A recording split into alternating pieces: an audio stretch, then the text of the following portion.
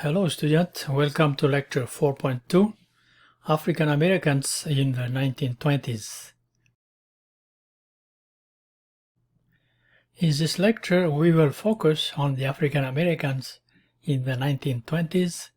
As you may know, the 1920s is known in American history as the Roaring Twenties, and also known for the Red Scare. We will talk about that. But for African Americans, the 1920s was characterized by the resurrection of the KKK and also the Harlem Renaissance. So we will start with labor unrest and Red Scare in the 1920s, and then we will talk about the birth of nation, which led to the resurrection of the KKK. Next, we will talk about the different black organizations in the 1920s, which include the NAACP, the Universal Negro Improvement Association, and the Brotherhood of Sleeping Car Porters. In the end, we will talk a little bit about the Harlem Renaissance and the artists of that Renaissance. Following the Russian Revolution during World War I in 1917, labor unrest and strikes were frequent around the world, and particularly in the United States. So therefore in the US, in 1919 alone, there were up to 3,600 strikes around the country. That means there were about 10 strikes every day.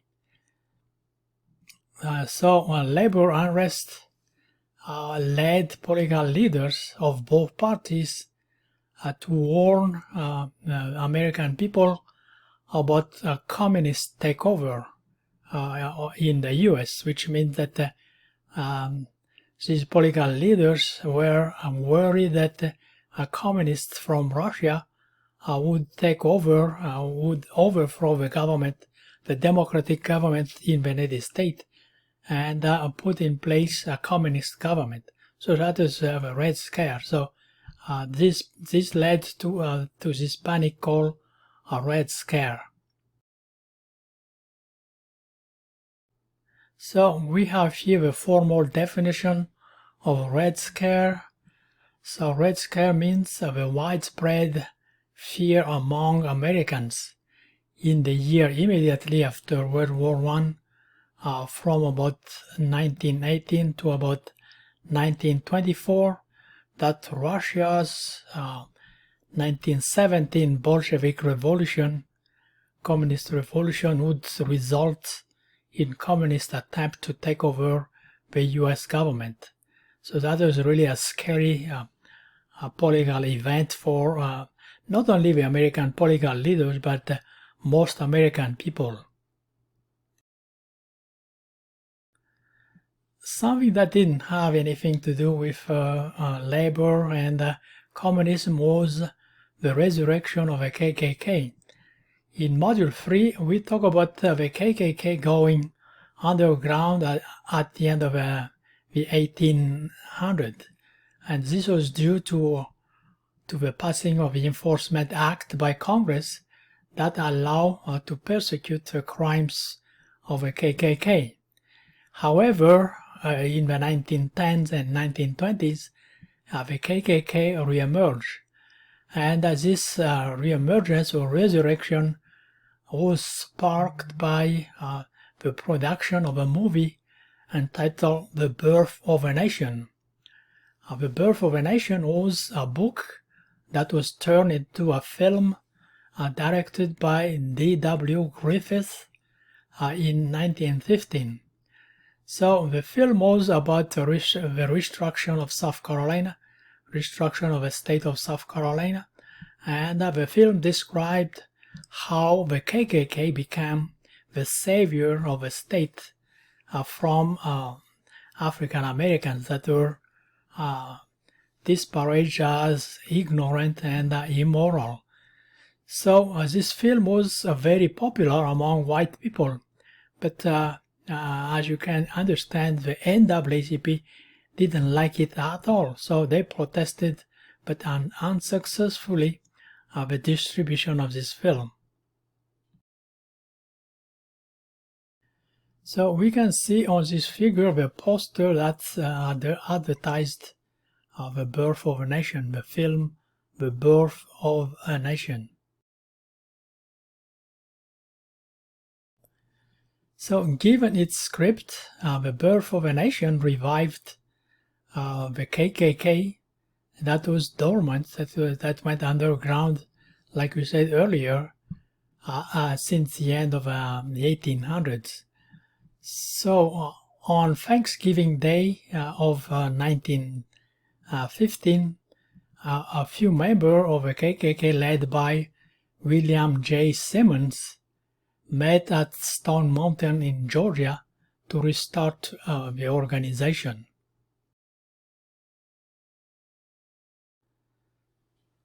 Concerning the black organization of the 1920s, the most important of them were the NAACP. So the NAACP expanded its influence and increased its membership since its creation in the 1910s. And under the leadership of James Weldon Johnson, the organization fought hard the dire anti-lynching bill. So this bill was intended to make lynching a federal crime, just like the hate crime that we have today. There's a law in the US today, a federal law against hate crime. And the NAACP also continued to use the court system, continued to rely on the court system to protect black civil rights. Another powerful organization of the 1920s, a black organization of the 1920s, was Marcus Garvey's Universal Negro Improvement Association, UNIA. So Garvey, he was not an American originally, but he was a Jamaican immigrant, but he became a political activist, a publisher, a journalist, entrepreneur, and orator in the US in the 1920s. So he did many things. And he advocated racial pride. So he thinks that black Americans should be proud of themselves as a black person, and he also belonged to what is known as the Pan-Africanist movement, which means the unity of all black people around the world. So in addition to racial pride, Garvey also advocated Christian faith and economic cooperation among black people. And his famous slogan was "One God, one aim, one destiny." So that was Garvey's slogan. And the UNIA was the largest mass movement among black Americans at that time, even larger than the NAACP, but it didn't last too long like the NAACP. Marcus Garvey was recognized by many as a Black Moses. You know the Black Moses in the Bible, who led the people of Israel from the enslavement in Egypt to the Promised Land. So that's how people recognized Marcus Garvey. So he established black businesses and hired black people. He also promoted a Back to Africa movement known as Black Star Line. So this is a movement that tried to bring African Americans back to Africa. but not so popular. Not many African Americans were interested in going back to Africa. But in the end, Marcus Garvey was indicted for mail fraud and sent to prison, and then he was deported back to Jamaica after that. But despite his imprisonment and his deportation, his legacy persisted for a long time in the United States. So we can see on this picture Marcus Garvey parading in New York in 1920.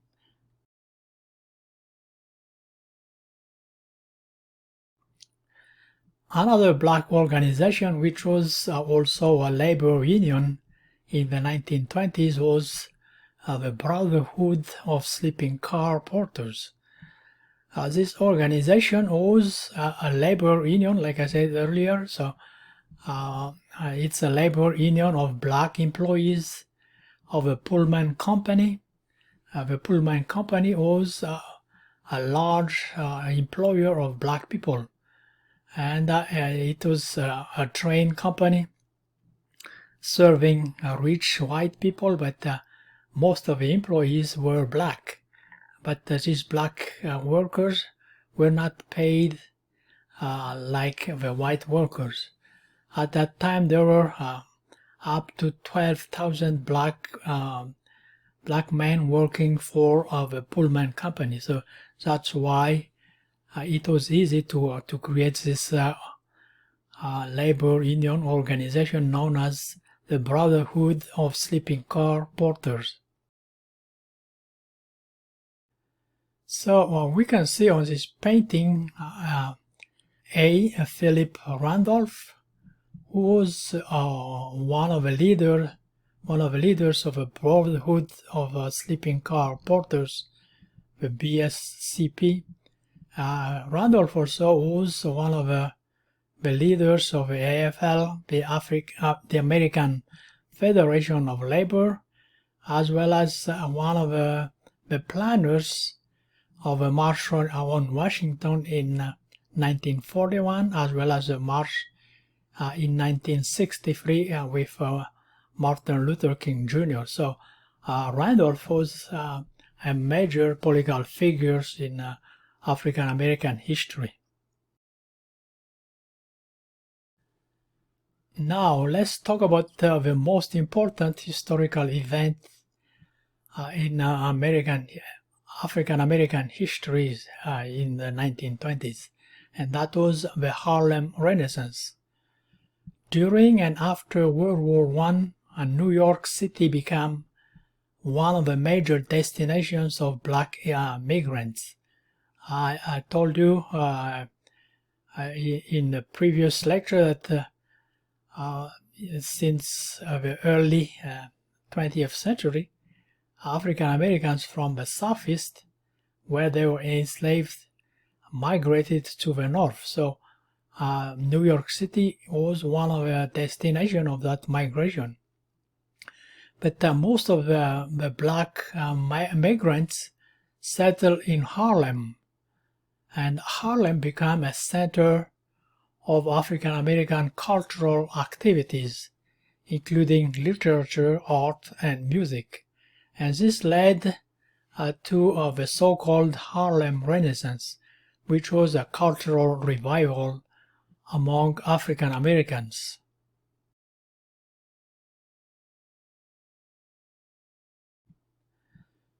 So the famous black writers of the Harlem Renaissance included Zora Neale Hurston, as well as Langston Hughes, the most famous among the two. And then you have musicians like Duke Ellington, who played at the Cotton Club, and that was the most exclusive nightclub in Harlem, with white customers, but the waiters and entertainers were black. And one of the other musicians, famous musicians who played in New York, was Thomas Fats Weller. but there are other musicians also. So we can see on this picture 3 African American women in Harlem during the Harlem Renaissance. If you know about the style, you may recognize what is known as the flapper style of the 1920s. So this is a picture of Langston Hughes, one of the most famous, if not the famous writer of the Harlem Renaissance.